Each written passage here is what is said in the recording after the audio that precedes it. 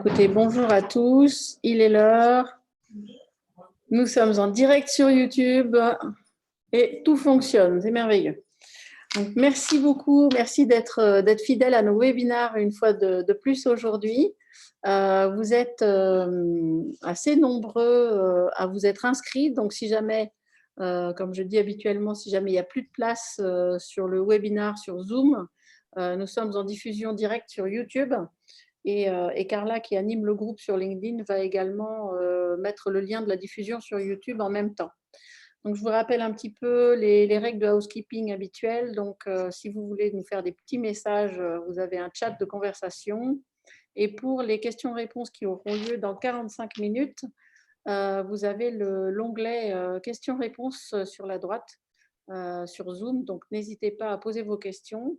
Et de la même manière, si vous êtes sur YouTube et pas sur Zoom, Carla, en fait, est en train de regarder également les questions qui seront posées sur YouTube. Donc, ne vous inquiétez pas, elles pourront être adressées. Donc aujourd'hui, sujet du jour, grand sujet s'il en est. On va essayer d'en faire un grand sujet parce que c'est le mal-aimé de la gestion de crise. Donc le fameux RETEX ou REX ou retour d'expérience ou post-mortem. Pourquoi est-ce qu'on a autant de mal à introduire cette notion, ce concept dans les entreprises privées? Pourquoi est-ce que c'est si douloureux? Pourquoi ce n'est pas une habitude? Pourquoi c'est pas fait ou mal fait? Ou quand c'est fait, ça sert à rien? Enfin bref. Donc avec nous ce soir, deux invités de choix pour parler de ça, puisque certainement ils ont le rétex dans leur ADN très très profondément. Donc on a la joie de recevoir l'amiral Loïc Finaz qui est avec nous ce soir. Donc le monde militaire qui évidemment a cette notion de retour d'expérience et de post-mortem dans sa façon de fonctionner de façon inhérente et qui va nous expliquer comment est-ce qu'on fait pour maintenir, comment est-ce qu'on fait pour le faire bien et pour ne pas se tromper de guerre non plus. Donc ça va être un sujet intéressant. Donc merci Loïc d'être avec nous ce soir. Également avec nous ce soir, Sébastien Duflot, qui est pilote de ligne sur Airbus pour Aer Lingus, je crois, si je ne me trompe pas, et qui a été beaucoup au sol, évidemment, dernièrement, et qui a donc pu se pencher sur ces sujets de retour d'expérience, et qui va nous expliquer pourquoi, très concrètement, dans l'industrie aéronautique, il est absolument fondamental d'être en permanence aussi en train de revenir sur une mission, sur un vol, et comment est-ce que le monde de l'aérien a pu inscrire en fait le rétex dans sa culture. Donc, j'espère que ces deux expériences pourront vous inspirer, vous donner peut-être des trucs et astuces pour faire passer, si vous êtes des gestionnaires de crise ou si vous êtes en charge des sujets d'audit ou tout simplement des patrons d'entreprise, comment faire pour véritablement mettre en place en fait un retour d'expérience chez vous et faire en sorte que ce ne soit pas pénible et surtout que ce soit très utile. Donc, ça va se dérouler en trois parties comme on en a l'habitude. Une première partie qui, de base, en fait, c'est quoi un rétex? Ça vient d'où? C'est quoi l'histoire du truc? Ça sert à quoi? Voilà. Une deuxième partie peut-être plus pragmatique sur comment est-ce qu'on s'en sert, comment est-ce qu'on s'y prend pour le faire, et puis comment on s'assure qu'en fait le rétex va être utile, non pas pour mieux gérer la crise qui vient de se passer, parce qu'elle vient de se passer, donc c'est terminé, mais surtout comment est-ce qu'on va faire pour engranger en fait cette expérience dans la résilience de l'organisation. Et puis, une troisième partie sur ce qui était le sujet en fait de ce webinaire. Comment est-ce qu'on arrive à faire rentrer le concept de rétex dans la culture de l'entreprise, faire en sorte que ce soit beaucoup moins intuitu-personné, que les gens, en fait, que l'organisation ait ça dans ses gènes, dans ses habitudes. Voilà un petit peu comment est-ce que ça va s'organiser. Donc, pour la première partie, je vais d'abord laisser la parole à l'amiral Finaz, qui va nous expliquer comment, dans le monde militaire et plus particulièrement dans la marine nationale, qu'est-ce qu'on considère être un rétex, comment ça marche et comment est-ce qu'on s'en sert. Loïc, c'est à vous. Merci Emmanuel. Bonjour à tous. Je ne sais pas si, comme vous l'avez dit, c'est dans mes gènes, mais effectivement, j'en ai une certaine pratique. Ce que je sais en revanche, et ça répond partiellement à la question que vous avez posée en préambule, pourquoi on n'y arrive pas, on n'y arrive pas pour une raison, pour plein de raisons. Mais déjà, une première raison, c'est qu'on n'y arrive pas parce que c'est compliqué et que c'est difficile. La première raison pour laquelle nous sommes tous réticents ou maladroits face au rétex, c'est parce que c'est compliqué, parce que c'est dur. Ça, c'est la première raison. Alors, qu'est-ce que c'est le rétex? C'est d'abord, hélas, un terme pas très joli pour une expression retour d'expérience qui l'est à peine plus. En gros, et même si ce que je vais dire n'est peut-être pas très élégant, mais j'aimerais être efficace plus qu'élégant, le rétex, ça va de comment être moins couillon au coup d'après, hein, au comment sans cesse apprendre à la fois de nos échecs, hein, et de nos réussites aussi. Le rétex doit aussi concerner nos réussites, ne serait-ce que pour savoir si nos réussites sont dues à de vrais succès de notre part ou à notre chance. Et je crois d'ailleurs que bien souvent, quand les choses se passent bien, partir du principe que c'est d'abord on a eu de la chance, et à l'inverse, quand ça ne se passe pas bien, ne pas dire on n'a pas eu de chance, mais il y a un truc qu'on a mal fait, à mon avis, ça paraît être des réactions assez saines. Et c'est pour ça que je crois qu'en préambule à notre discussion, avant les exemples que Sébastien ou moi-même pourrons vous donner ou essayer de vous donner, le rétex, il faut comprendre que ça doit être une respiration naturelle de l'action. Le rétex, ça n'est pas un greffon que l'on s'efforce ou non à mettre sur l'action. Ça fait totalement partie de l'action. Et il faut considérer que le rétex démarre dès le début de l'action, en même temps que l'action. Et c'est normal puisqu'il est une part de l'action. Et l'action elle-même, elle ne s'arrête pas tant que le rétex n'a pas été fait, ou qu'en tout cas, on ait mis en place ce qu'il fallait pour être capable de le faire, parce qu'en fonction du rétex qu'on fera, ça peut prendre plus ou moins de temps. Et du coup, il peut y avoir une partie décalée un peu de l'action. Mais ce traitement postérieur à l'action, il faut considérer que c'est une suite de l'action, mais que le rétex lui-même, il fait complètement partie de l'action. Alors, je vais m'arrêter là pour démarrer, pour ne pas être trop long, mais je crois que déjà, il faut avoir les idées claires là-dessus. Le rétex, ça fait totalement partie de l'action et c'est ce qui nous permet, en tout cas, de favoriser la probabilité pour que le coup d'après, on soit moins couillon. Est-ce qu'on pourrait, enfin, comme ça fait partie de l'action, est-ce qu'une image, ça pourrait être qu'une équipe part pour faire une mission A et puis elle revient de cette mission A et il y aurait une autre équipe, l'équipe 2, qui irait faire la même mission A et il faut qu'elle ait appris de l'expérience de la première équipe, par exemple. Et donc, en fait, c'est un cycle continu. C'est une illustration, ça n'en est qu'une illustration, avec les limites, effectivement, que toute illustration, mais avec l'avantage, effectivement, d'incarner cette idée-là. On peut l'illustrer comme ça, c'est-à-dire qu'une première équipe a fait quelque chose, une deuxième équipe devra faire quelque chose assez similaire. Eh bien, la question est, c'est comment tirer profit de l'expérience de la première équipe pour que la deuxième favorise la probabilité de réussite de sa mission. Ou alors, on peut imaginer que la deuxième équipe, en fait, c'est la première qui recommence, mais qui, elle aussi, va essayer la deuxième fois d'être meilleure que la première. Voilà un exemple concret. Et les questions qu'il faut se poser à partir de là, c'est qu'est-ce que, du coup, la première équipe, dans l'action, devra mettre en place pour en profiter elle-même ensuite ou passer ce savoir à ceux qui vont les remplacer. Et c'est pour ça qu'il faut, au préalable, je disais que le rétex, en fait, je vais déjà corriger ce que j'ai dit tout à l'heure, c'était en soi du rétex. Je disais, le rétex, l'action, elle commence avec le rétex commence avec l'action. En fait, non, le rétex, il doit commencer avant l'action, puisque avant l'action, on doit se poser la question de savoir qu'est-ce qu'on va mettre en place pendant l'action pour le rétex. Et donc, et alors, ça a aussi un autre intérêt, c'est que puisque vous êtes obligé de réfléchir à ce que vous allez mettre en place pour le rétex, ça vous impose de réfléchir un peu sur ce que vous allez faire, ce qui, à mon avis, n'est pas idiot.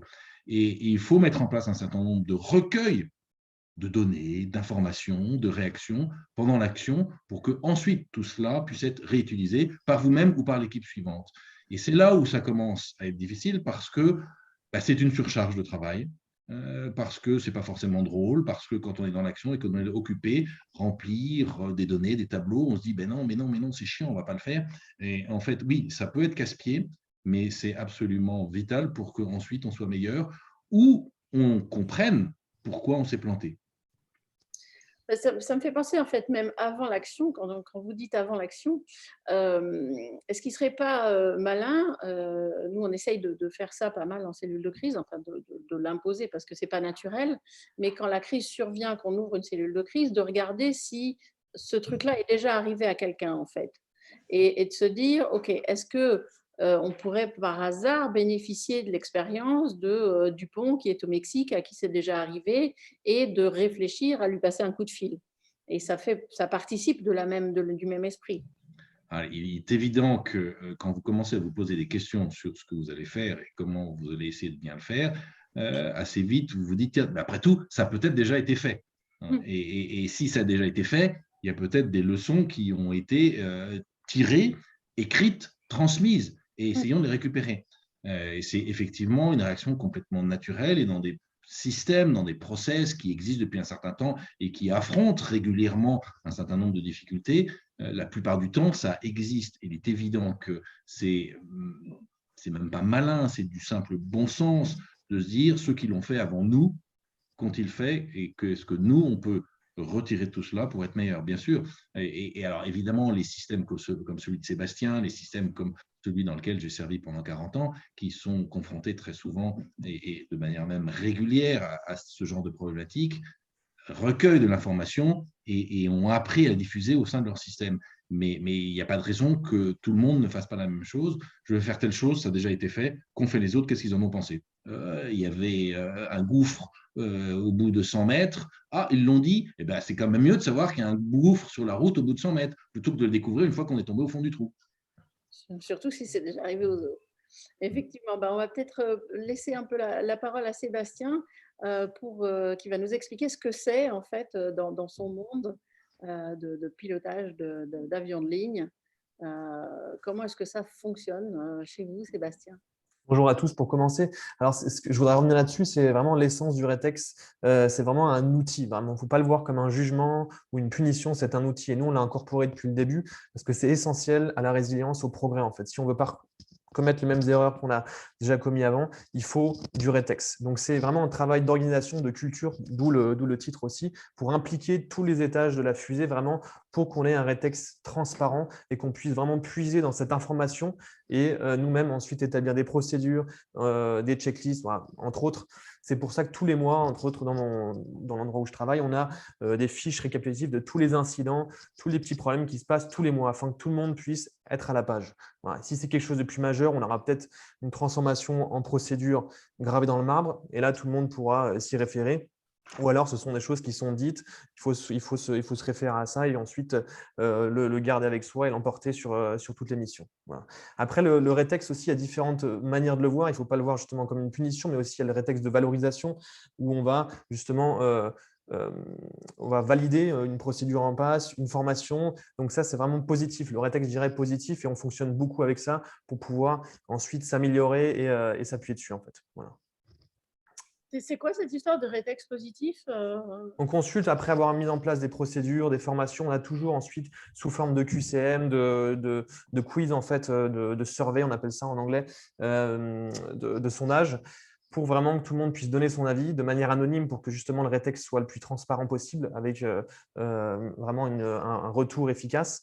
Et on va demander à chaque fois à l'organisation, aux membres, pour qu'ils puissent donner leur avis. Est-ce que c'est positif? Est-ce qu'il y a des choses à améliorer? Sur tous les changements plus ou moins majeurs, nouveaux axes de formation, il faudra donner son avis pour pouvoir ensuite recueillir tout ça et voir les axes de progression ou alors confirmer ce qu'on a mis en place. Voilà. Dans la marine, il existe, alors c'est un petit peu différent, mais c'est le même esprit. Et il n'est pas impossible d'ailleurs que ça existe dans le monde de Sébastien. Il existe une procédure qui s'appelle les FAKIN. FAKIN, ça veut dire fiche d'amélioration de la qualité d'incidents nautiques évités. C'est-à-dire quand on considère qu'à un moment donné, sur un bateau, on a fait un truc qui était pas bien et qui aurait pu aller à la catastrophe. Puis heureusement, au dernier moment, on l'a évité, mais on se dit, ah, c'est trop bête. Les erreurs qu'on a faites, d'autres risquent de les faire. Et quand ils les feront, ils iront peut-être jusqu'à la catastrophe, donc il faut leur en faire profiter. D'où cette procédure qui s'appelle la FAKIN. J'en ai une sous les yeux, dont le sujet est retour d'expérience sur un incident de mer évité. Je voulais juste le libeller des faits. Vous allez voir que c'est très cash, c'est simple. Au cours d'une manœuvre anti-collision de nuit pour parer un groupe de pêcheurs, l'incurie, vous voyez, donc ce n'est pas politiquement correct, d'un jeune officier chef de quart dans le suivi de la navigation en vue de terre a failli conduire à un échouage. Et ensuite, en une page, il y a le résumé des erreurs qui ont été faites parce qu'on pense que ces erreurs-là, elles peuvent être reproduites ailleurs pour les mêmes raisons et que simplement une fois qu'on a lu cette histoire, eh bien, on est plus apte à ne pas la reproduire et donc ça évitera peut-être que sur un autre bateau, dans des conditions similaires, il y ait un échouage véritable. Donc c'est le même esprit. À mon avis, il doit y avoir la même chose dans Bien votre sûr. monde, Sébastien. Bien sûr. Il y a la même chose dans le monde HSE, hein, santé, sécurité, environnement, qui est la gestion du presque accident. Et donc, ça fait l'objet du même reporting, etc. J'ai quelqu'un qui me demande juste l'acronyme. FAQINE, F-A-Q-I-N-E, qui veut dire donc fiche d'amélioration de la qualité d'incidents nautiques évités. Voilà, vous avez tous les détails. Merci beaucoup. Merci. Oui, pardon, Sébastien, vous alliez… Oui, après, il est important aussi de définir une charte, un cadre dans le rétexte pour vraiment que ça soit clair, tous les acteurs puissent vraiment se référer à la nature de l'incident pour que rien ne puisse passer à travers. Et nous, on a justement ces fameuses chartes qui vont recouper en fait tous les différents types d'incidents de différentes natures pour pouvoir être clair là-dessus et que rien ne passe, on va dire le moins passe à travers des mailles du filet, quoi. Voilà. Ça nous permet d'être assez efficace là-dessus. Alors, comment est-ce que c'est systématisé? C'est après chaque vol, après chaque entraînement, après chaque mission? Enfin, comment ça marche, Sébastien? Par rapport alors, ça va se faire, la plupart du temps, ça va se faire suite à quelque chose d'anormal, un petit incident, souvent. Après, vous avez aussi le débriefing post-formation, en fait, suite à l'entraînement simulateur. Mais voilà, ça sera vraiment le cadre de ce reporting, voilà, de la plupart du temps. Donc, en fait, c'est limité enfin, si quelque chose s'est mal passé, en fait, c'est limité à ça. C'est pas systématique, je rentre de mon vol, je range Non. mon avion et je fais un rétexte. Non. Non, non. Après, il peut y avoir aussi un rétexte entre collègues, mais qui ne sera pas forcément écrit en fait, et envoyé à la compagnie juste pour formaliser, être d'accord, être sur la même page. Mais ce qu'on évite bien sûr en avion, c'est de faire le rétexte en l'air, toujours attendre à la fin et débriefer. Voilà. D'accord. Dans la marine, Emmanuel, pour rebondir sur la question que vous venez de poser à Sébastien, dans la marine, en tout cas dans les temps, on reparlera plus tard dans notre conversation de l'entraînement, mais simplement, puisque l'entraînement, c'est une chose aussi qui est extrêmement présente dans le monde de Sébastien, en temps d'entraînement, le rétex, le débriefing sont systématiques. Que les choses se soient bien ou mal passées, c'est systématique parce qu'il y a toujours des leçons à tirer de ce que nous faisons. En particulier, quand c'est bien passé, on se dit bien pourquoi ça s'est bien passé. Est-ce que ça s'est bien passé parce que, en fait, on n'a pas été bon, mais on a eu du bol? Ou est-ce que ça s'est bien passé parce qu'on a bien fait ce qu'il fallait faire? Et du coup, est-ce que les procédures qu'on souhaitait respecter sont la vraie cause du succès de la mission? Et à ce moment-là, on les confirme. Ou est-ce que ça s'est bien passé, mais finalement, les procédures n'ont pas été aussi efficaces que ça et ça s'est bien passé parce qu'on les a compensées? Et où on a découvert que dans les procédures, il y avait des manques, et à ce moment-là, il faut les compléter. Ou à l'inverse, est-ce qu'on a suivi les procédures et ça s'est mal passé, donc il y a un problème dans les procédures, il faut les reprendre. Donc on se pose toutes ces questions, y compris lorsqu'on a réussi, pour être sûr qu'on a réussi pour des bonnes raisons et pas pour des mauvaises raisons. Absolument, ça me fait reboucler en gestion de crise ce qu'on va regarder dans un rétex. Enfin, il y a deux choses. Enfin, on pourrait regarder de façon totalement différente, en fait, que ce soit un rétex d'exercice ou un rétex de crise réelle. Soit on essaye de se dire quels sont mes critères de réussite de ma gestion de crise. Donc, j'aurais réussi ma gestion de crise si, et puis on met un certain nombre de critères et on vérifie que ces critères ont été remplis. Je vais dire n'importe quoi, la grosse maille. J'aurais réussi ma gestion de crise du Covid si il n'y a pas eu un cluster dans mon entreprise, par exemple. Donc voilà, j'ai mon KPI et je peux dire si oui ou non. Ou alors, on peut s'en tenir en fait à la conduite ou à l'utilisation du plan de crise. Est-ce que j'ai utilisé mon plan de crise? Est-ce que j'ai utilisé mes templates? Est-ce que j'ai utilisé mes protocoles? Oui, non. Ou alors faire un mix des deux. Ce qui nous conduit à notre deuxième petit chapitre. Maintenant qu'on a à peu près compris ce que c'était, comment est-ce qu'on fait pour ne pas tomber dans un certain nombre de biais cognitifs qui font qu'on prétend faire un rétex et puis on ne le fait pas bien ou on ne le fait pas vraiment ou on le fait pas de façon très utile. Et donc là, comme tout à l'heure, je laisse la parole à Loïc. C'est évidemment une question primordiale parce que l'utilité de ce rétex est fondamentale pour deux raisons. D'abord parce que ce rétex prend du temps et de l'énergie, donc on ne va pas le faire et on ne va pas passer ce temps et cette énergie pour rien. Et puis, d'autre part, il faut s'assurer qu'il soit utile. Ça veut dire que, je vais prendre un exemple géopolitique tout simple, historique tout simple, qui, à mon avis, fera comprendre à tout le monde, pour s'assurer qu'on prépare bien la guerre d'après et pas la guerre d'avant. La France, en 1939, était parfaitement prête pour rejouer la guerre de 14. L'Allemagne était prête pour la guerre de 40. Et d'ailleurs, il la gagne contre la France en un mois avec la campagne de France, qui est absolument terrible pour les armées françaises, qui étaient parfaitement prêtes, mais pour la guerre de 14.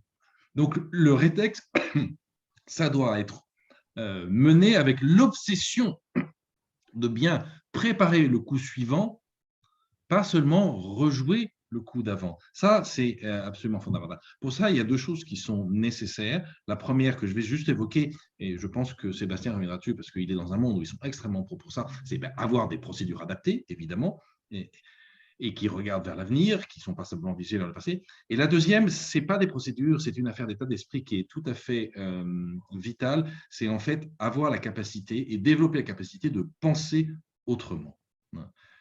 Il faut sans cesse se dire qu'on a certes des procédures, on sait certes a priori répondre à un certain nombre de situations, mais peut-être qu'on va être confronté à des choses qui sont complètement différentes et que même si on ne les connaît pas, en se préparant à trouver des solutions différentes, même si on ne sait pas encore ce qu'elles seront, mais simplement en se posant la question, tiens, là, d'habitude, je tourne à droite.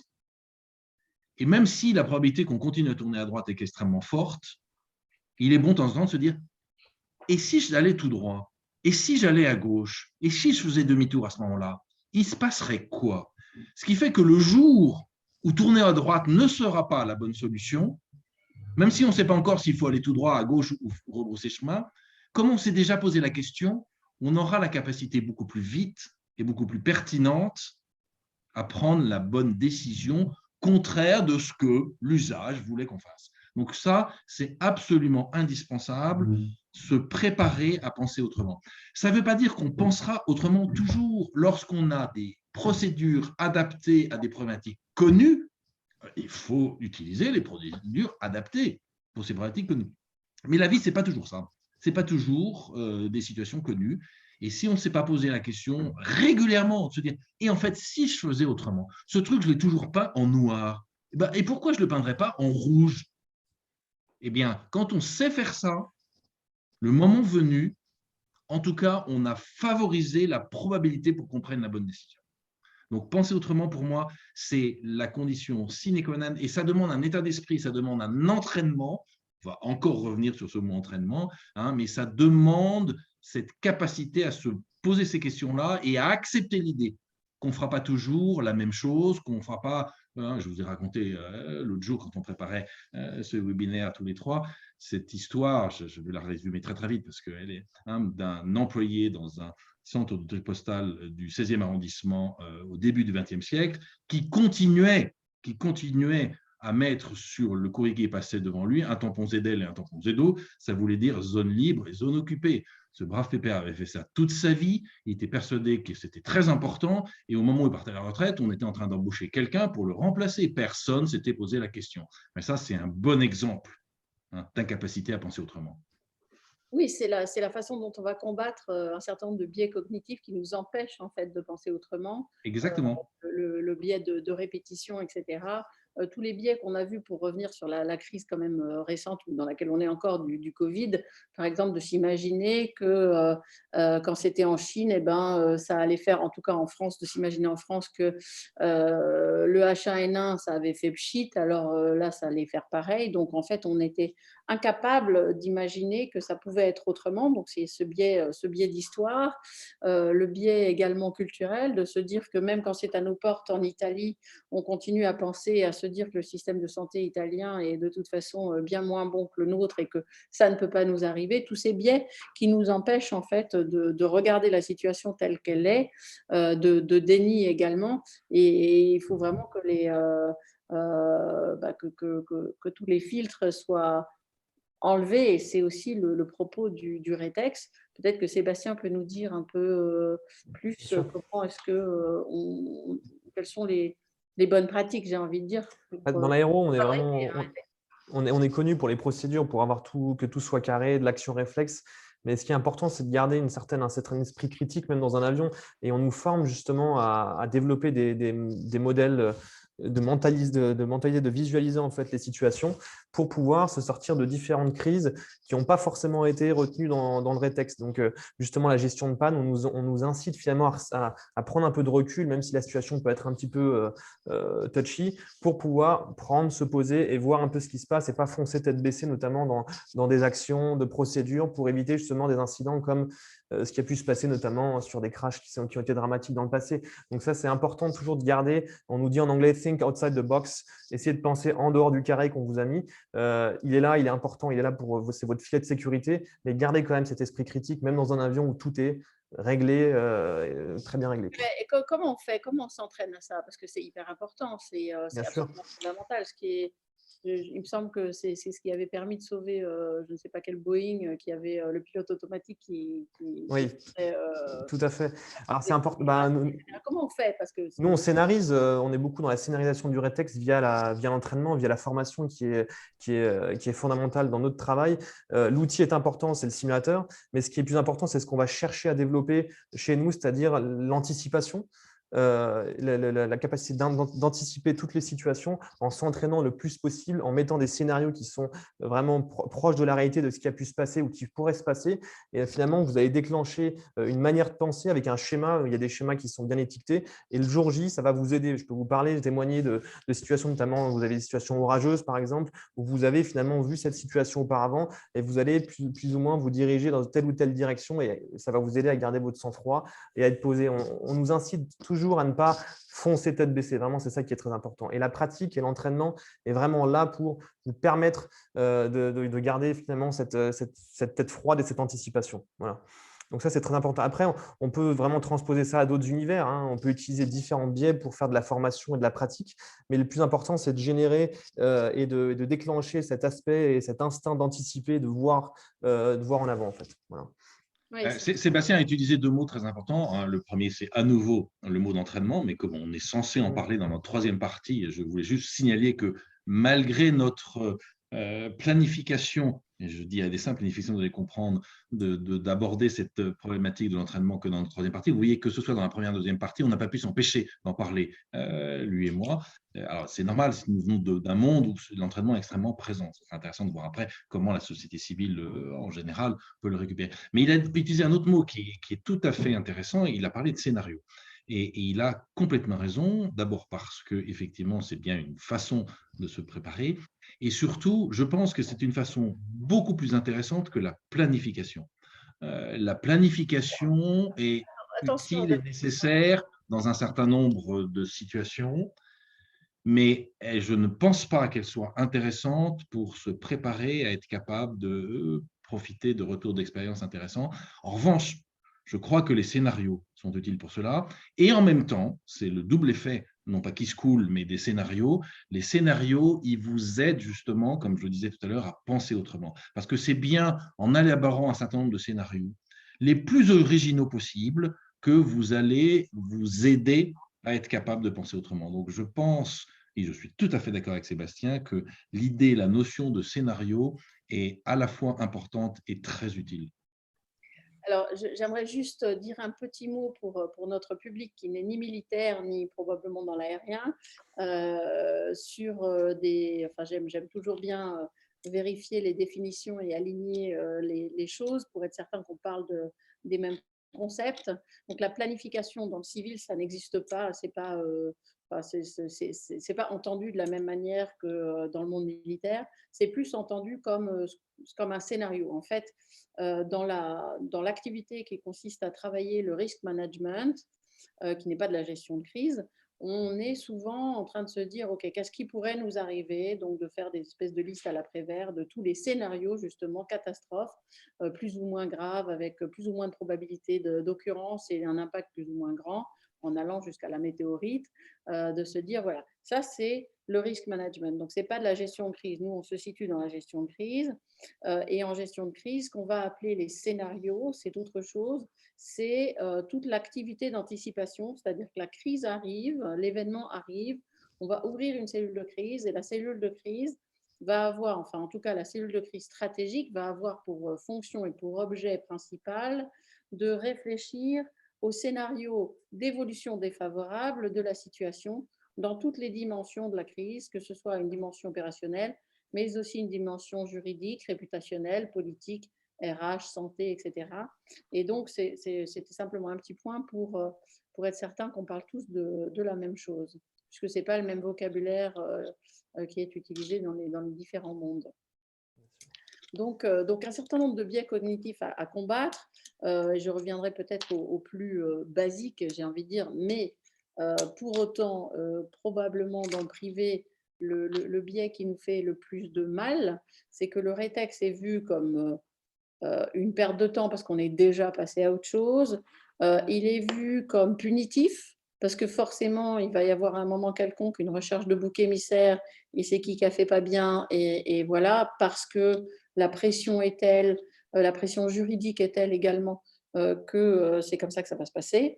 La troisième chose, c'est le rétex peut être vu comme quelque chose aussi d'extrêmement politique, c'est-à-dire que les vraies leçons qu'on aimerait bien porter à un CODIR, porter à un COMEX, elles ne le sont pas, elles sont très, très édulcorées parce que finalement, souvent, la crise a démontré des problématiques d'organigramme, des problématiques de fonctionnement ou d'empiètement de l'un sur l'autre, chose qu'il y a beaucoup moins en fait dans le monde militaire, mais qu'il y a beaucoup, beaucoup, beaucoup dans le privé, et qui font que finalement, on a pris les mauvaises décisions, où le déclenchement de la gestion de crise ne s'est pas fait à temps, etc. Et donc, il y a ce problème de est-ce qu'on est capable finalement d'entendre un vrai retour d'expérience sur la crise qui vient d'avoir lieu. Là, vous touchez du doigt un mal très français en plus, qui aggrave la situation dans notre pays. Comme vous l'avez dit, nous sommes dans un pays où depuis toujours, avant d'être français, c'était gaulois, on veut des coupables et on veut couper des têtes.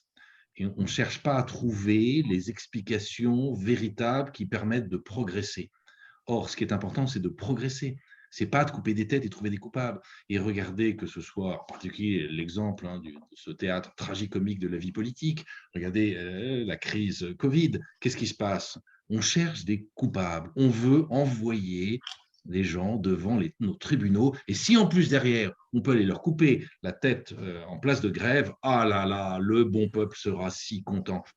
Ça n'a aucun intérêt. Et non seulement ça n'a aucun intérêt, mais c'est pire parce que ça nous empêche de nous poser les vraies questions dont le seul but est de progresser. Et quelqu'un qui a fait une faute et qui l'a comprise, il est probablement beaucoup plus intéressant de le garder parce qu'il ne la fera pas le coup suivant, il aura progressé, que d'aller lui couper la tête et de mettre à sa place un autre couillon à qui on coupera la tête le coup d'après parce qu'il aura fait la même faute ou une faute équivalente. Donc ça, c'est un mal très, très français. C'est cette obsession de la recherche de coupables pour qu'ensuite on puisse couper des têtes, c'est absolument dramatique. Et alors là, ça évite de faire du rétex intelligent et intéressant. Ça, c'est sûr. Et on couple ça avec un côté très peu pragmatique en fait de la culture française, et ça nous amène à notre troisième point, comment est-ce qu'on instaure une culture du rétex dans l'entreprise. Mais enfin, moi, pour avoir travaillé pendant des années pour une société américaine de chimie, je trouve que les sociétés françaises ont cette tendance quand même à avoir des discussions sans fin sur des choses hyper conceptuelles, du sens où il faudrait que, on aurait dû que, et ça se fait ou ça se fait pas, et de ne pas regarder la finalité ou l'enjeu, surtout cette difficulté de se concentrer sur de quoi s'agit-il, quel est notre enjeu, et comment progresser, comment faire progresser l'entreprise et les individus, et pas juste avoir le plus beau concept ou la plus belle idée, ce qui est quand même très, très français. Alors, bon, on ne va pas faire du French bashing, mais cependant, c'est quand même un frein en soi au rétex, en tout cas sur la France. Donc, comment est-ce que, ça nous amène à une troisième partie, comment est-ce que dans une entreprise, on peut instaurer, faire en sorte que l'organisation finalement devienne, s'habitue tellement à faire des rétextes tout le temps que ce ne soit plus lié à un individu qui s'efforce d'en faire un bien, puis quand l'individu n'est plus là, plus personne ne le fait, quoi. Et je connais des entreprises françaises qui font ça très bien et d'autres qui ne le font pas du tout. Donc, vous qui avez ça dans votre culture, dans votre environnement, dans votre secteur d'activité, comment est-ce qu'on arrive à passer de rien à cette habitude où plus personne ne va essayer de contester le fait qu'il faut faire un rétexte. Moi, je ne crois pas que le conceptuel soit condamné à nous rendre inefficaces. Mais en revanche, je suis convaincu qu'il ne peut pas y avoir de rétex sans cette notion qu'on a déjà abordée plusieurs fois naturellement, hein, même sans le vouloir, Sébastien et moi, et ce qu'on appelle dans nos mondes à nous l'entraînement. Hein. Il n'y a pas de rétex sans entraînement. Je vais donner un exemple tout simple, et puis je sais que derrière lui, Sébastien, il a aussi à la fois une vision claire de cette problématique et des bons exemples, mais c'est juste impensable de faire de la tech sans entraînement. Un de mes amis, un jour, se retrouve bloqué dans un RER sous la Défense. Et là, le RER est dans le noir, toute la ligne est dans le noir, et au bout d'à peu près 2 heures, des braves employés de la RATP arrivent et commencent à faire évacuer le RER, ce qui a été extrêmement compliqué parce que c'est dans le noir, parce que le RER, lorsqu'il n'est pas dans une gare, en fait, et qu'on en ouvre les portes, il est très au-dessus des voies, et donc certains adolescents peuvent sauter sans difficulté. Pour d'autres, et de tous âges, ce n'est pas forcément facile. Et donc, l'évacuation du RER a mis des heures et des heures. Et puis, une fois qu'il s'est retrouvé sur la voie, il a marché jusque la lumière qui était à une certaine distance de là. Et pendant qu'il marchait, il avait à côté de lui un employé de la RATP qui était repérable parce que même dans le noir, on voyait son gilet fluo. Et ils discutent tous les deux et cet ami lui dit, mais vous, là, visiblement, vous ne saviez pas vraiment faire comment nous évacuer. L'autre avoue avec honnêteté, oui, vraiment, moi, et son interlocuteur lui dit, mais vous êtes jamais entraîné à faire ça? Vous n'avez jamais fait cela? Et ce type, qui là aussi n'était pas tout jeune, hein, comme mon histoire, mon pépère du ZLZO tout à l'heure, lui dit, mais non, moi je suis dans la RATP depuis 30 ans, j'ai jamais fait un exercice d'évacuation de RER. Mais cette histoire, c'est bien terminé parce que le train était bloqué pour une panne technique ou je ne sais pas quoi, mais il aurait été bloqué à cause d'un incendie. Mais il y avait 2000 saucisses grillées sous la Défense. C'est juste scandaleux. Comment quelqu'un peut-il dire, je suis dans la RATP depuis 30 ans, je n'ai jamais simulé, je ne me suis jamais entraîné à faire une évacuation de RER, mais c'est juste complètement dingue. Et donc, l'entraînement, c'est fondamental. Alors, évidemment, l'entraînement, il est plus naturel dans mon monde et dans celui de Sébastien, évidemment que dans celui de l'entreprise. Mais ce n'est pas parce qu'il est plus naturel chez nous qu'on le fait. On ne le fait pas parce que c'est naturel, on le fait parce que c'est nécessaire. Je pense que c'est nécessaire partout, évidemment avec des adaptations. Il faut d'abord réfléchir sur qu'est-ce que ça veut dire l'entraînement dans mon monde à moi, dans mon système à moi. Et puis ensuite, une fois qu'on s'est posé cette question, à quel tempo faut-il faire? Il y a des mondes où s'entraîner une fois ou seulement 2 ou 3 fois par an suffira. Puis il y en a d'autres, comme celui d'un bâtiment de combat, on s'entraîne tous les jours à la lutte contre les incendies sur un bâtiment là, tous les jours parce que c'est nécessaire. Dans une entreprise, même dans une tour de la Défense, ce n'est pas nécessaire de faire un entraînement incendie tous les jours. Mais on peut au moins se poser la question, on va le faire combien de fois par an? Et Oui, enfin, qu'est-ce qu'il faut faire? il faudrait surtout le faire vraiment, parce que le Bien nombre sûr. d'exercices incendies que j'ai vus dans les boîtes françaises où les types disaient oui, attendez, j'ai mon call en cours, je finis mon mail et de toute façon, oui, j'arrive, enfin, avec une négligence absolue, ça dépend vraiment Alors de la boîte. là, c'est sûr qu'une fois que vous avez décidé de le faire, il faut le faire vraiment. Mais c'est là où il y a des choses très simples. Je veux dire, nous, on met des générateurs de fumée dans nos bateaux pour lutter contre l'incendie vraiment, parce que quand vous luttez dans une pièce compliquée où vous ne voyez pas à 10 cm, ce n'est pas la même chose que quand c'est votre bureau de tous les jours. Hein. Je veux dire, des générateurs de fumée, ça ne coûte pas très cher. en avoir 3 ou 4 dans une tour de la Défense, ça coûte même pas quelques milliers, ça coûte quelques centaines d'euros. Hein. Et en avoir, une fois que vous avez mis la fumée, vous voyez que le pépère qui vous dit non, je finis mon call, mais de toute façon, il ne pourra pas finir son call et sa visio, puisque entre son écran et lui, ça sera un brouillard opaque. Donc ça, c'est voilà un exemple, ça n'est qu'un exemple, des trucs tout simples pour que d'un seul coup, les gens, non seulement s'entraînent vraiment et comprennent la réalité du truc. Parce qu'une fois que dans votre bureau, alors que c'est un beau jour de printemps, vous ne trouvez même pas la porte parce qu'on vous a foutu un générateur de fumée, là, vous vous dites, ah ouais, mais là déjà, je ne trouve pas la porte alors que c'est pour simuler. En vrai, le jour où en plus il fera chaud, waouh, et ça vaut peut-être le coup que je le fasse. Et de répondre, non, Polo, j'arrive, je finis ma visio. Merci. Et tu la finiras le jour où ça grillera vraiment. Ah non, mais vous avez parfaitement raison. C'est vraiment une question de sponsoring, au sens où il faut à un moment qu'un patron ait décidé que ce truc-là, cet entraînement devait avoir lieu et que c'est pas un coup, oui, un coup c'est quand on a le Et temps. qu'il le décide et qu'il le fasse lui-même aussi. Exactement, et qu'il le fasse lui-même. Parce que souvent, nous, ce qu'on voit dans l'industrie, par exemple, c'est que vous avez les usines qui ont des obligations d'entraînement, par exemple, parce qu'elles sont Céveso seuil haut, vous avez un PPI, donc la préfecture, il y a une obligation d'entraînement. Et puis, on entraîne les usines, les unités de production, mais on n'entraîne jamais le COMEX, parce que le COMEX, il sait par essence. Oui, alors en plus, ils oublient le commerce, souvent ils sont au dernier étage de la tour et c'est quand même là qu'il vaut mieux savoir comment s'évacuer parce que c'est nettement plus difficile que quand on est au premier étage. Et savoir sauter. Mais effectivement, ils ont assez souvent cette idée qu'ils ont tout vu, tout fait et que de toute façon, voilà, eux n'ont pas besoin, ils sont en crise permanente ou autre, etc. Et donc ça, c'est assez amusant de faire ce constat.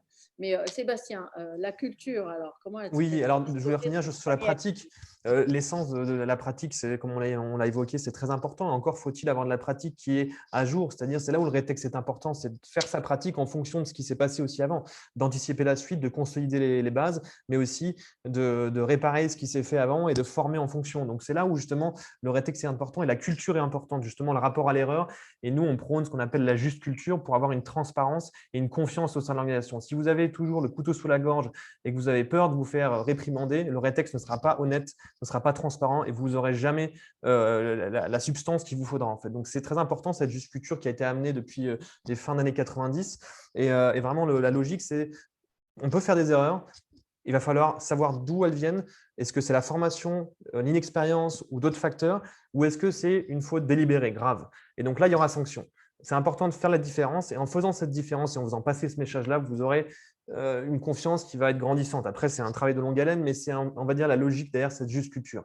C'est vraiment de prendre l'erreur et de travailler sur l'erreur à la place d'être là sur une attitude qui va être punitive. Voilà. Donc, c'est vraiment ça qu'il y a derrière ça. Et nous, on évolue dans cet univers-là, ce qui fait que le rétex, il va venir de nous-mêmes. Même après un débriefing, quand on a fait une formation, on va nous demander de débriefer nous-mêmes d'abord pour voir l'honnêteté intellectuelle, voir si on arrive à s'estimer, si on a vraiment la transparence. Et ensuite, l'instructeur ou le formateur va ensuite lui donner son avis. Mais c'est vraiment cette logique-là et cette mentalité qu'on essaie de développer au sein de l'organisation et qu'il faudrait essayer de développer de plus en plus dans d'autres organisations. Voilà. Ce que Sébastien vient de dire sur la compréhension qu'il faut accepter les erreurs, que si on n'est pas capable d'accepter les erreurs, on crée un système qui est verrouillé, qui est figé, c'est absolument vital, c'est primordial. Hein. Il n'y a pas de culture de rétex, il n'y a pas d'entraînement, il n'y a pas de capacité d'action si on ne sait pas accepter les erreurs. Accepter les erreurs, ce n'est pas créer un monde où on va enchaîner les erreurs, c'est simplement accepter un monde où l'initiative sera possible. Bien sûr. En n'oubliant pas que justement le rôle du chef, c'est d'être là pour s'apercevoir qu'à un moment donné, la 10e fois, mais après 9 coups positifs, il y a une erreur qui est en train d'être faite, mais ce n'est pas grave parce que le chef va s'en rendre compte et ensemble, ensuite, avec ce qu'on lui a confié, il va corriger le tir. Mais quand un tel état d'esprit est instauré, là, on sait réagir. Le zéro erreur est mortifère, il tue action et ensuite, tout le monde grille et tout le monde sera mort, mais on dira, et c'est très français, ah, ils sont tous morts, mais on avait respecté les règles. Ça, c'est aussi un autre truc fondamental. Le but n'est pas de respecter des règles. Les règles, c'est un outil à notre service. Si elles sont bonnes, tant mieux. Et d'ailleurs, je vais même vous dire, quand les règles sont bonnes, on n'a pas besoin de chef. Et c'est quand elles ne permettent pas de résoudre les problématiques qu'on a besoin d'un chef, dont bien souvent le rôle sera d'enfreindre ou de faire enfreindre les règles. Et ça, c'est l'expression la plus poussée de ce que Sébastien dit sur le fait qu'il faut accepter l'erreur. Mais c'est absolument vital. Et tous les petits chefs qui croient que le rôle de chef, c'est d'être là pour empêcher les erreurs, mais c'est n'importe quoi. Ça s'appelle des capots. Ça n'a jamais créé un joli monde. Oui, bah, j'en reviendrai à mon dada en fait sur la société française. Enfin, il n'y a qu'à voir comment sont traités les enfants à l'école dans leur rapport à l'erreur, hein. C'est de tout petit déjà, hein, qu'on nous met dans cette espèce de carcan du fait de dire que c'est pas bien, alors que dans les peut-être les pays anglo-saxons, les États-Unis par exemple, on va élever, enfin en tout cas, l'éducation sera faite en disant d'abord c'est déjà bien et l'erreur est un apprentissage et donc il y a une acceptabilité de l'erreur qui est faite dès le plus jeune âge est bien plus grande, alors que voilà, en France, elle est punie. Et donc, ceci explique aussi peut-être cela. Peut-être un petit mot de conclusion, Loïc et Sébastien, avant qu'on passe aux questions, puisqu'il y a plein de questions. Donc, Je reviendrai en fait à mes mots d'introduction. Le rétexte doit être compris comme une respiration naturelle de l'action. Je sais que c'est plus facile à dire et à concevoir qu'à faire vraiment, mais l'enjeu en vaut la chandelle. merci. Les marins font des belles phrases. Moi, je rajouterais que le rétexte n'est pas juste un outil, c'est une culture et une philosophie vraiment à prendre en compte à tous les étages et que c'est un effort collectif. Voilà, ce n'est pas juste une strate de l'entreprise, c'est vraiment collectif pour que ça soit efficace. Voilà. Merci beaucoup. Alors, merci beaucoup à vous deux. C'était tout à fait passionnant. Alors, comme on a plein de questions, je vais commencer par une question qui m'intéresse, mais bon, je vous la lis. Quel retour avez-vous sur le rétexte amélioré, augmenté, enrichi par le numérique? Quelles hybridations numériques et non numériques? Alors, moi, j'ai une réponse là-dessus. Je ne sais pas si vous en avez une. Moi, en 2 mots, pour rebondir, avant de vous laisser dire quelque chose de certainement beaucoup plus intelligent et conceptuel que ce que je vais dire, pour rebondir sur un mot que vient d'utiliser Sébastien à juste titre, le rétexte n'est pas un outil. En revanche, le numérique, c'est un outil au service du rétexte. Oui. Et en revanche, ce n'est pas un but, le numérique, mais c'est un outil.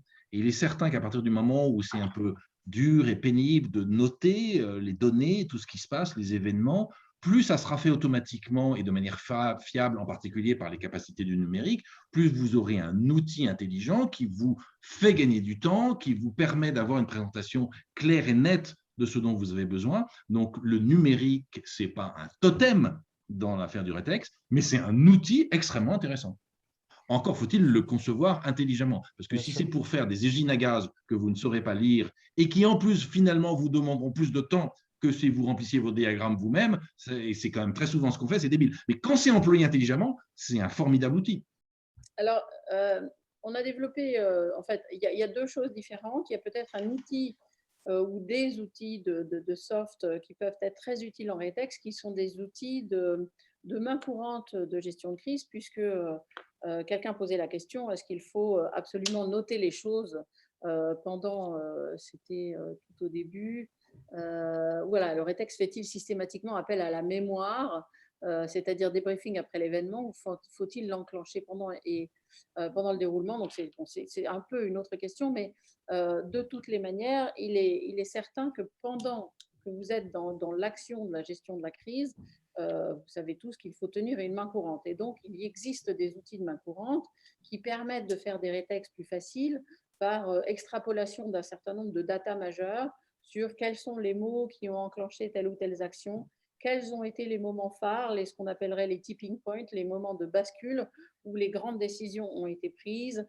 quels ont été les moments de flou où justement les actions n'ont pas été terminées et ça a engendré un effet domino. Donc, il y a des outils de main courante qui peuvent beaucoup faciliter le décryptage et le rétexte. Donc, ça, c'est une première partie de ce qui Alors, vous avez raison, mais il ne faut pas oublier que ce sont des outils.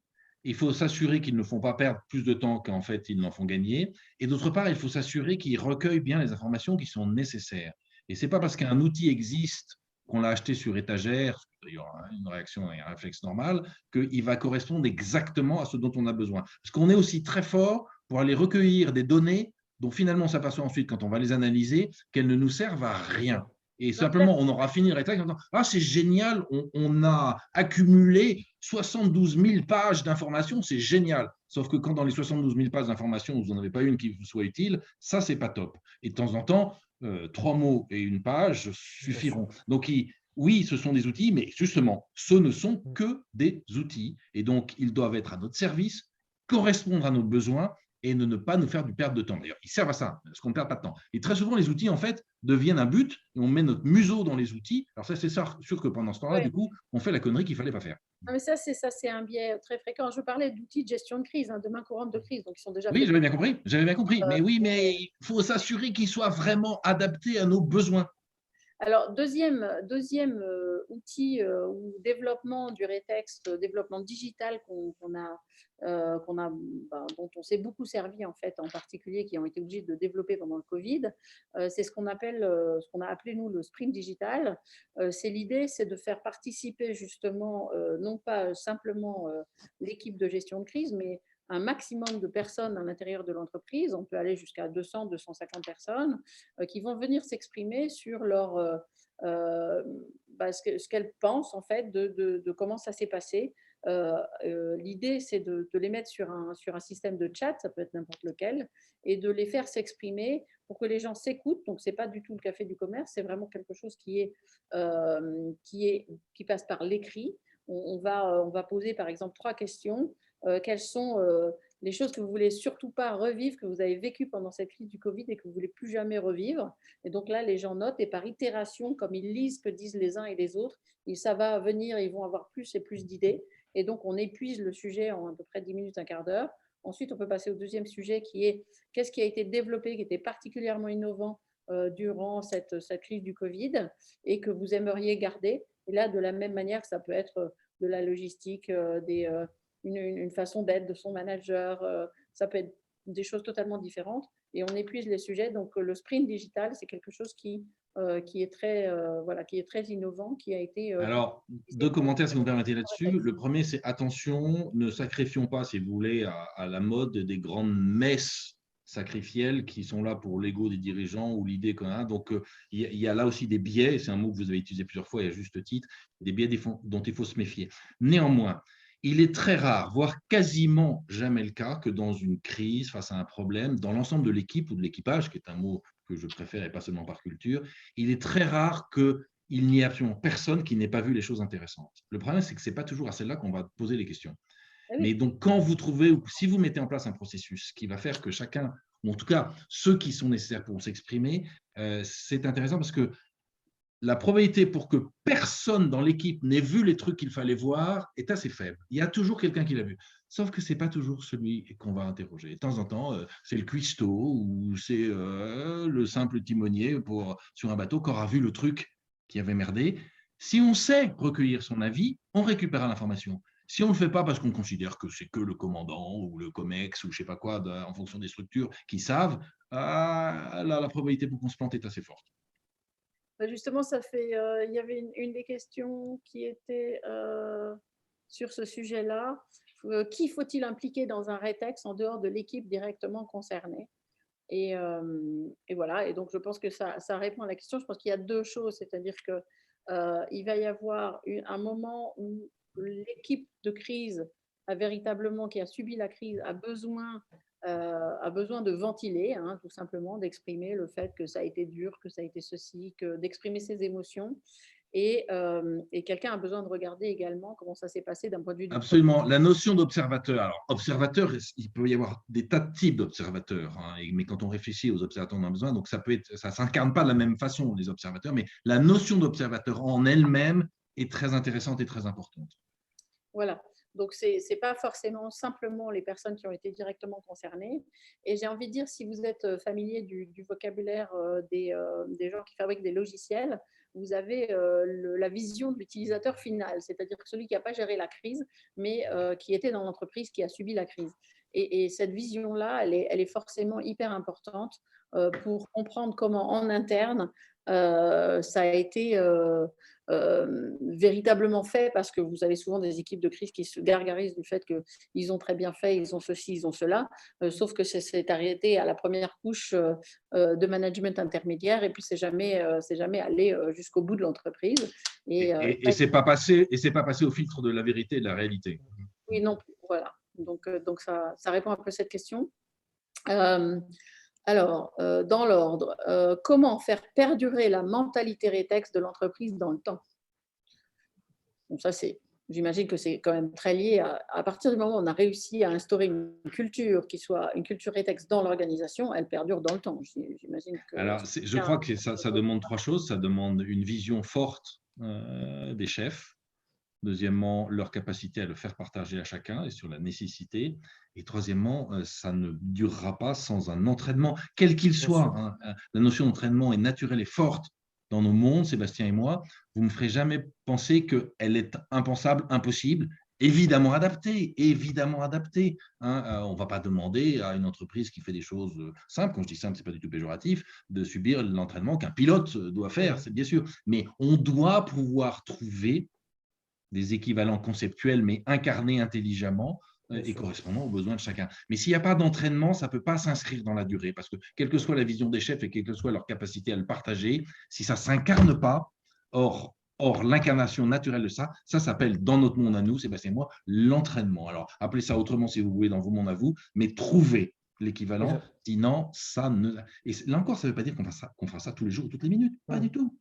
Mais il faut Je trouver. rajouterais je rajouterais qu'il faut aussi tenir un calendrier, c'est-à-dire qu'il faut être régulier, se fixer des dates limites, dates butoirs et essayer d'animer ça. Justement, si la pratique est plus ou moins complexe dans l'organisation, au moins avoir des journées d'animation avec différents thèmes, thématiques abordés pour que tout le monde soit impliqué. Voilà. Mais vraiment tenir un agenda pour que ça soit régulier et qu'on soit sûr qu'on ait l'adhésion de toute l'équipe sur le long terme, quoi.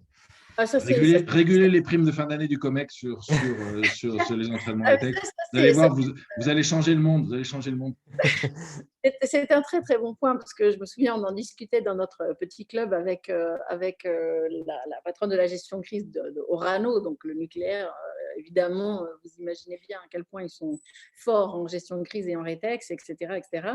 Et bon, les gens en charge de la gestion de crise se désespéraient parfois dans leurs organisations de ne pas réussir à sanctuariser un moment, en fait, un temps pour l'entraînement, en particulier de la part du COMEX. Et elle disait, moi, je fais un deal, en fait, avec eux. D'abord, effectivement, c'est dans leur fiche de poste et leur bonus est lié à ça, donc ça aide un peu. Mais le deal, c'est, voilà, vous me devez un certain nombre de jours dans l'année pour travailler la gestion de crise, le rétex, l'entraînement, etc. Et on l'inscrit à l'agenda dès le début de l'année. Donc, c'est totalement sanctuarisé, c'est-à-dire qu'ils savent qu'à telle date, il va y avoir tel et tel exercice, etc. Donc, c'est un modèle, et évidemment, j'imagine que dans le nucléaire, on va avoir plus de journées d'entraînement que dans un business moins à risque. Cependant, c'est le même principe, c'est-à-dire qu'il faut mettre à l'agenda, et comme ça, on n'en parle plus, tout le monde est d'accord là-dessus, et on a un entraînement régulier. Ouais, c'est évident. Évidemment, il faut que ce soit adapté. Si vous imposez aux gens des contraintes qui sont trop fortes, vous allez les décourager, ça ne servira à rien. Et il y a des entraînements simples qu'il suffit d'avoir fait une fois de temps en temps. Et puis d'autres qui sont plus complexes qu'il faudra faire plusieurs fois. Donc, il faut s'adapter. OK. Une autre question qui est à propos du timing du rétex. Donc, quand est-ce qu'on fait ça? En particulier, évidemment, la question est liée au Covid, parce qu'au bout de la Xème vague, à quel moment est-ce qu'on devrait, on devrait faire le rétex? Moi, je peux vous dire ce qu'on a fait, et quel type de rétex on a fait. On a fait beaucoup de rétex Covid. On a fait des rétex sur la première vague, hein, donc mars à mai 2020, et on les a fait. Alors, ça a été assez variable entre le mois de juin jusqu'à, il y en a encore qui sont en cours en ce moment. L'idée étant, bien entendu, sur cette question du Covid, vous avez deux sujets. Le premier sujet, c'est que, bien évidemment, vous savez tous que ce n'est pas terminé et que donc, si on pouvait le plus rapidement possible ne pas faire souffrir les gens, souffrir au sens où cette gestion de crise a été parfois extrêmement stressante, extrêmement difficile, à la fois pour les gens en télétravail et les gens qui étaient au front. Si on pouvait très rapidement voir comment améliorer tout ce qu'on veut, en fait, hein, la logistique, la façon de parler aux gens, la façon de les soutenir, etc. On va en tirer un bénéfice immédiat, puisque là, on est toujours en gestion de crise. Donc, ça, c'est le 1. Et le 2, et là, je vais rejoindre les propos de l'amiral Finaz sur la guerre d'avant, la guerre d'après. Comment est-ce qu'on peut utiliser le fait que tout le monde a subi une crise, donc des entreprises qui se disaient ça n'arrive qu'aux autres, et bien là, au moins, on est tous à un niveau d'égalité, donc Maintenant, tout le monde s'est rendu compte que la gestion de crise était un métier particulier et que c'était particulièrement difficile. Et donc, comment est-ce qu'on peut utiliser comme un tremplin cette espèce de prise de conscience, en particulier pour se préparer à la guerre suivante qui risque probablement d'être une cyberattaque. Et ça ne va pas du tout être sur le même plan, se passer de la même manière, etc. Mais en tout cas, les grands principes de gestion de crise, comment est-ce qu'on va pouvoir, à minima, les mettre en place, quoi. Trois petits commentaires tout simples pour répondre à cette question. Le premier, c'est que évidemment, ça dépend des circonstances. Ça dépend des circonstances. Deuxièmement, ça dépend aussi du besoin. C'est-à-dire que si le problème que vous venez de vivre, il peut recommencer 2 minutes après, ou il commencera au mieux que 2 ans après, la réaction sur la rapidité, la réponse à la rapidité du rétexte, c'est pas la même. Et puis, troisième commentaire, c'est une règle toute simple, quelles que soient les circonstances et les besoins et leur urgence, il est bon de faire un rétexte avant que tout le monde ait oublié ce qui s'était passé, parce que sinon, c'est impossible. Oui, absolument. Absolument, absolument. Il y a 2 niveaux, hein. Peut-être il y a aussi un niveau où il faut attendre un peu quand même que ça se pose, parce que quand c'est trop chaud, c'est beaucoup trop épidermique. Vous allez avoir encore toutes les émotions qui sont là et vous risquez de ne pas être efficace et d'être beaucoup plus dans la recherche du bouc émissaire. Et trop tard, évidemment, on n'a pas envie de revenir dessus et puis on ne se souvient plus très bien, etc. D'où la nécessité, évidemment, d'avoir enregistré un certain nombre de faits, parce que même 3 jours après, si on vous dit à quelle heure est-ce que vous avez eu telle info et vous avez pris telle décision, plus personne ne s'en souviendra. Peut-être, Sébastien, je vois. Nous, c'est un peu particulier. On est plus en termes de. Nous, on a des dates butoirs, donc c'est très particulier avec le Covid. Donc, c'est très structuré en fait. Il y a un timing à tout. Plus on repousse, plus justement on va ajuster forcément le délai de formation, la longueur de la formation. Donc, c'est très, très structuré. Donc, c'est encore très différent. Il n'y a pas vraiment de à peu près. Voilà, on étiquette un programme de formation notamment parce que forcément, si vous n'avez pas volé depuis 6-7 mois, pas travaillé pendant 6-7 mois, vous avez d'autres risques. Et le Covid aussi amène d'autres menaces et il faut les incorporer aussi dans notre nouvelle formation. Hein. Forcément, vous avez moins d'avions, moins de trafic, ça peut induire d'autres menaces. Voilà. Ok. Écoutez, il est 18h02, donc comme on aime bien tenir nos timings parfaitement, donc je vous remercie. C'était tout à fait passionnant. Merci Loïc, merci Sébastien pour ce temps consacré. Merci à tous d'avoir participé, d'avoir posé plein de questions. Je sais qu'il reste des questions qui ne sont pas résolues. On mettra ce webinaire en podcast et puis maintenant que vous connaissez l'amiral Finaz et Monsieur Duflo, je vous invite peut-être à les contacter sur LinkedIn ou à continuer à poser des questions. N'hésitez pas et puis à très bientôt pour un prochain webinaire. Et je ne pense pas qu'il y en ait bientôt puisqu'on est déjà au mois de juillet. Donc, je vous souhaite à tous un très bel été. Reposez-vous bien et bonnes vacances à tous. À très bientôt. Merci Emmanuel. Merci, au revoir. Merci.